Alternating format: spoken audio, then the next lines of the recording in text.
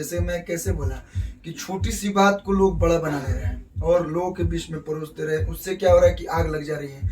अब उस आग के बुतावा कहते फिर फायर ब्रिगेड बुला के पड़ता है। तो वह बात बा कि जा अब तनियो मनी माचिसो नहीं के देवे के बारूद बा, सलाई बा, लेकिन आप ऐसे नहीं कर सकते हैं, क्योंकि अगर जैसे ही आपने ऐसे किया आग लग जाएगी। तब अपनी बात को किसी के भी सामने, पहले हम लोग खूब मस्ती मजाक स्टेज पे या पर्सनल जीवन में ऐसे रूम में बैठते थे ना, खूब मस्ती मजाक करते थे।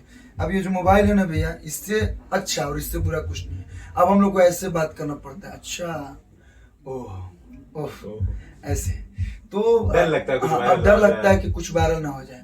कौन किसको नहीं गाली देता है? एक बात बताइए, लोग भगवान तक को नहीं छोड़ते हैं। लोग लोग जब नाराज होते हैं अपने से तो बोलते हैं क्या भगवान यार, क्या यार, जीवन में हमको जीना ही नहीं है, हमको मर जाना है, हमको ये करना है, मैं इससे परेशान। सब परेशान है अपने लाइफ में। जितना इसके पीछे भागेगा आप उतना परेशान होइएगा।